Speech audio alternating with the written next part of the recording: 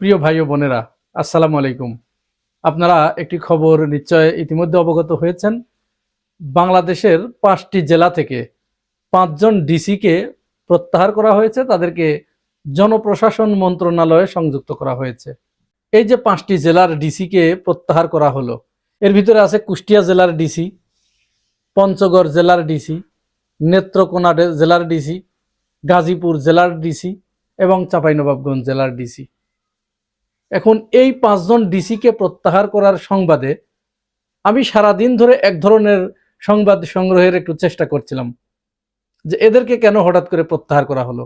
আমি একটু খোঁজার চেষ্টা করছিলাম যে কোথায় কি অবস্থা, নির্বাচনকালীন তারা কোনো অনিয়ম করেছে কিনা, দায়িত্ব পালনে কোনো অবহেলা করেছে কিনা, এগুলো একটু খোঁজার চেষ্টা করছিলাম। এবং কোন জেলায় কতটি আসন, সেখানে কারা কারা নির্বাচিত হয়ে এসেছে, এই তথ্যগুলো একটু জানার চেষ্টা করছিলাম, ক্লু খুঁজে বের করার চেষ্টা করছিলাম। আমি দেখলাম কুষ্টিয়া জেলার ডিসি, তাকে তো শুরুতেই জানি, কুষ্টিয়াতে 4টি আসন, সেখানে 4টির ভিতরে 3টিতে জামাত ইসলাম জয়লাভ করেছে। অপরদিকে চাঁপাইনবাবগঞ্জ জেলাতেও 3টি আসনের ভিতরে 3টি জামাত ইসলাম জয়লাভ করেছে। আর থাকলো 3টি জেলা, পঞ্চগড়, গাজীপুর এবং নেত্রকোনা। এখানে সবই বিএনপির দখলে গেছে, দুই একটা জামাত ইসলাম পেয়েছে বা অন্য কেউ পেয়েছে। তাহলে হঠাৎ করে কি এমন হলো যে এই ডিসি গুলোকে বদলি করা হলো? আমাকে খুব বেশি বেগ পেতে হলো না। আমি ভেবেছিলাম যে এই জাতীয় একটা খবর বিশ্লেষণ করব, কিন্তু সন্ধ্যার আগেই আমার কাছে সবকিছু পরিষ্কার হয়ে গেল যে বিষয়টা এরকম, অনেকটা ঠাকুর ঘরে কেড়ে আমি কোলা খাই না।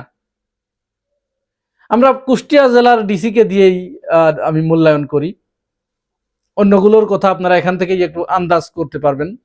আপনারা জানেন ওনার অনেক ভিডিও সোশ্যাল মিডিয়ায় ভেসে বেড়াচ্ছে। উনি একজন মানবিক ডিসি। উনি ডিসির জগতে বাংলাদেশে যতগুলো ডিসি আছে, আমার মনে হয় প্রতিটা ডিসি যদি এরকম হতো, তাহলে বাংলাদেশ আজ এই পরিস্থিতির মুখে পড়তে হতো না। আমরা রবীন্দ্রনাথের সেই বিখ্যাত কবিতার কথা স্মরণ করতে পারি। ভাব সম্প্রসারণ হিসেবে আমরা যেটি পড়েছিলাম, এমনও জীবন করিবে গঠন, মরিলে হাসিবে তুমি, কাঁদিবে ভুবন। আমার মনে হয় কুষ্টিয়ার ডিসি ইকবাল হোসাইন সেই জীবন গঠন করতে পেরেছে। তার চিন্তা, এই রাষ্ট্র সম্পর্কে তিনি নিজেকে যে চিন্তাটা করেন, আমরা আসেন তার সেই চিন্তার সাথে একটু পরিচিত হই, যে তিনি কোন লেভেলের, কোন মার্গের লোক। তাহলেই আমাদের কাছে পরবর্তী আলোচনা একটু পরিষ্কার হয়ে যাবে। একটু শুনুন। আমি মালিকের বাড়িতে, আমি এসেছি কোথায় বলেন তো? মালিকের বাড়িতে আসছেন তার রাষ্ট্রের কর্মচারী, কেমন? অবশ্যই এই বিষয়টা সকলে আমার জন্য সকলের জন্য বোঝা দরকার। আপনার ওরাও একদিন হবে। এই যে পিচ্ছি পিচ্ছি ওই যে দোলনায় শুয়ে আছে ছোট বাচ্চা, এখন দেখছি দোলনা আছে, ছোট বাচ্চাটা, ওরা যদি বোঝে একদিন ইনশাল্লাহ আমাদের। তাহলে কি আমরা ছোটবেলা থেকে আমাদের পাঠ্যপুস্তকে যেটি পড়ে আসছি, যে এই রাষ্ট্রের মালিক হচ্ছে জনগণ, আর যারা সরকারি কর্মকর্তা কর্মচারী এরা হচ্ছে প্রজাতন্ত্রের সার্ভেন্ট বা চাকর, জনগণের চাকর। কিন্তু বাস্তবে কি সেটি সম্ভব, বা কেউ কল্পনা করে এটি অসম্ভব। বাস্তবে আমরা যদি পুলিশের কথা দিয়ে ধরি, তাহলে আমরা শেখ হাসিনার আমলে পুলিশের তৎকালীন আইজিপি যিনি ছিলেন, সম্ভবত বেনজিরের আগে যে ভদ্রলোক ছিলেন, তিনি বলেছিলেন যে মাছের রাজা ইলিশ আর দেশের রাজা পুলিশ। এই জাতীয় কথা আমরা তাদের মুখে শুনেছি। অর্থাৎ পুলিশ হয়ে উঠেছিল সর্বময় ক্ষমতার অধিকারী, জনগণ ছিল পুলিশের পায়ের জুতো সাফ করার মতো চাকর বাকর। আর এখনো পর্যন্ত যারা সরকারি আমলা, সচিব, উপসচিব, মুখ্য সচিব, যুগ্ম সচিব, এই সমস্ত যারা আছে, তারা তো নিজেদেরকে এই রাষ্ট্রের শুধু মালিক নয়, আরো অন্য কিছু মনে করেন। যার কারণে জনগণের সমস্যার সমাধান না করে তারা অধিকতর নিজেকে নিয়োজিত করেন কিভাবে তার আখের গুছাবেন, তার পকেট ভরবেন। বাংলাদেশের 64টা ডিসি যদি এই কুষ্টিয়ার ডিসি ইকবাল হোসেনের মতো মন মানসিকতা লালন করতেন, চিন্তা চেতনা লালন করতেন, তাহলে দেশটি কোথায় গিয়ে দাঁড়াতো একবার ভেবেছেন? আচ্ছা, এখন দেখেন ইকবাল হোসেনকে নিয়ে কুষ্টিয়া জেলার যারা বাসিন্দা, একজন ডিসি তিনি আসবেন চলে যাবেন সরকারের কাজে, সরকারের প্রয়োজনে তাকে যখন যেখানে প্রয়োজন হবে তখন তাকে সেখানে পাঠাবে, এটি খুবই স্বাভাবিক, এটি রাষ্ট্রীয় কালচার এবং রাষ্ট্রীয় আচারের ভিতরে পড়ে।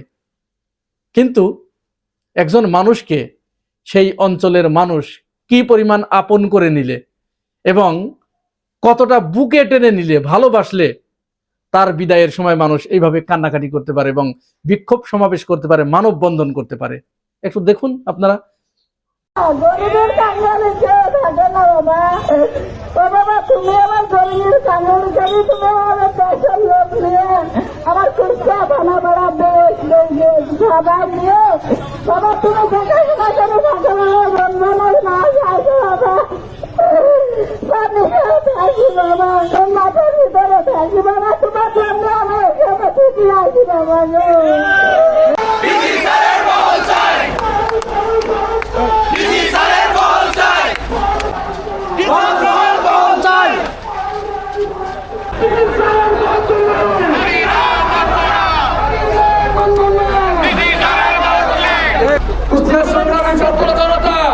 আমরা কি এই ডিসিকে এই কুষ্টিয়া থেকে টয়লেটে দিব?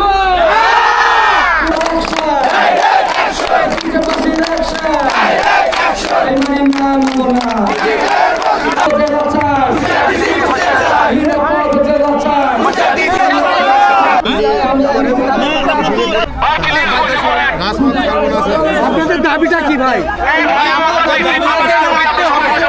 যে কোনো মোল্লা স্যারকে আমরা কেন চাই?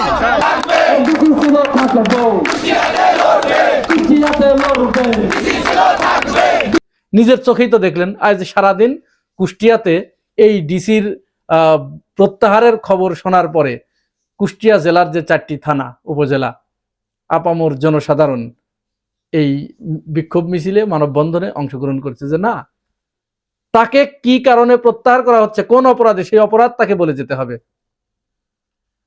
তো এইটাকে আমি শুরুতে যখন এই খবর আমার কাছে আসলো, আমি তখন ভাবলাম যে কুষ্টিয়ার লোকজনেরই খুব বেশি রকমের বাড়াবাড়ি করে ফেলছে, সরকারি কাজে তারা বাধা প্রদান করছে। কিন্তু আমার এই ভুল ভাঙতে খুব বেশি সময় লাগলো না, যখন আমি দেখলাম যে কুষ্টিয়া 2-এর যিনি বিএনপি মনোনীত প্রার্থী ছিলেন জাকির হোসেন, তিনি একটি মন্তব্য করলেন। তিনি মন্তব্য করলেন যে এই ডিসি সে একজন দুর্নীতিবাজ, হ্যাঁ, ইত্যাদি ইত্যাদি, মানে তাকে দোষারোপ করে এইখান থেকে তাকে বিদায় করতে হবে। তার বিদায়ে কেন এই উগ্র মৌলবাদী জামাতপন্থী, এই জামাত শিবির কেন উঠে পড়ে লেগেছে? আমার তখনই মাথার ভিতরে একটা চক্কর মারলো, কারণ এই সমস্ত লোকদের কথা আমি চিনি। এবং মজার ব্যাপার হচ্ছে এই জাকির হোসেন শুধু এই মন্তব্য করেই ক্ষান্ত হন নাই, তিনি তার অনুসারী কিছু অসাধু লোকদেরকে দিয়ে তিনি সেখানে আবার ওই যারা ডিসির পক্ষে মিছিল করেছে, মানববন্ধন করেছে, তাদের বিরুদ্ধে আরেকটি মিছিল করিয়েছেন।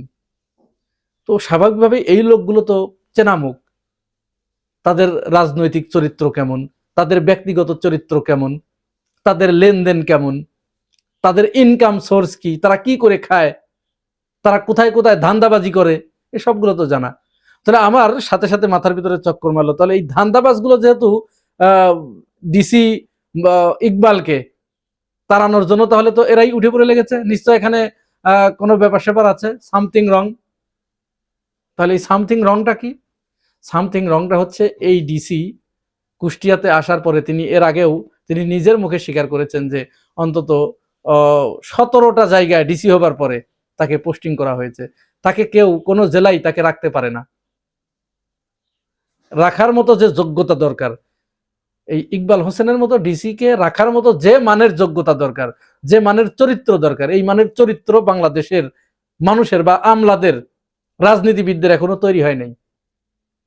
তিনি মুফতি আমির হামজার সাথে করে সারা কুষ্টিয়া শহরে সদরে তিনি ঘুরে বেড়াতেন রাতের অন্ধকারে,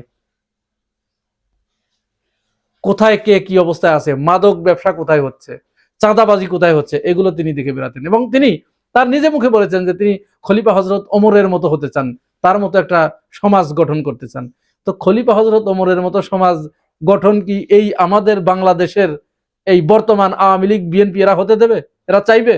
ওরা চাইলে ওদের ধান্দাবাজির দোকান কোথায় যাবে?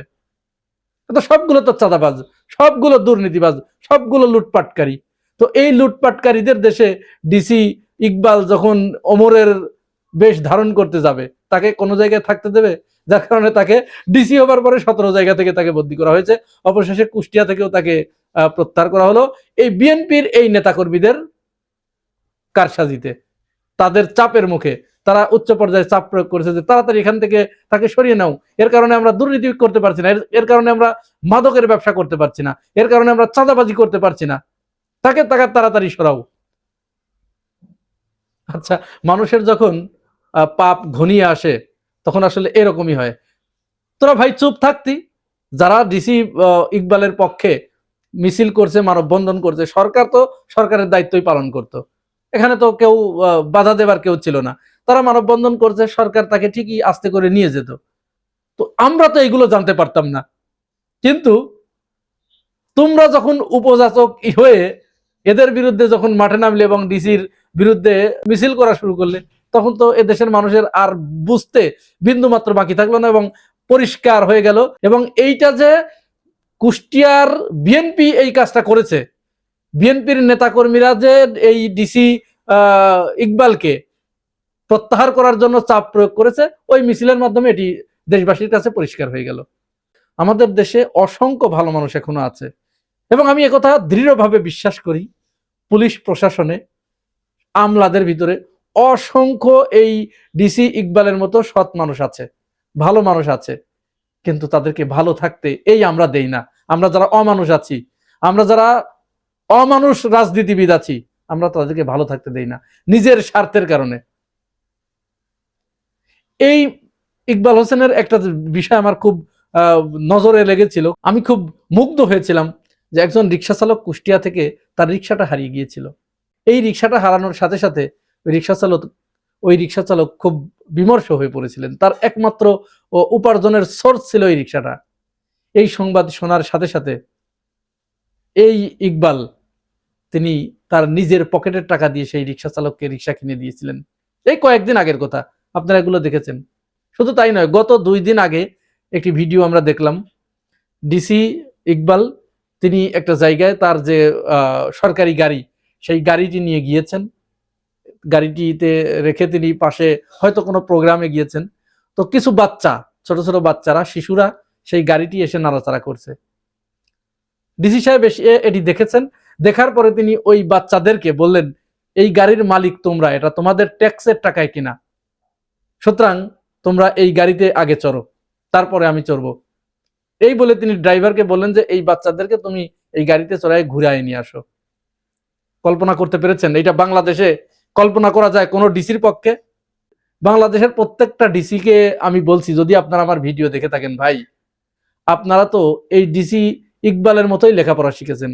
তিনি একটা বিশ্ববিদ্যালয়ে পড়েছেন, আপনারাও তো একটা বিশ্ববিদ্যালয়ে পড়েছেন। তিনি যে বই পড়েছেন, আপনারাও তো সেই বই পড়েছেন। তিনি যে কবিতা, যে গল্প, যে উপন্যাস, যে সাহিত্য পড়েছেন, আপনারাও তো সেই একই সাহিত্য পড়েছেন। তিনি যে ম্যাথমেটিক্স করেছেন, আপনারাও তো সেই একই ম্যাথমেটিক্স পড়েছেন। তিনি যে ইতিহাস পড়েছেন, আপনারাও তো সেই একই ইতিহাস পড়েছেন। তাহলে তিনি যদি ডিসি ইকবাল হতে পারেন, আপনারা পারেন না কেন?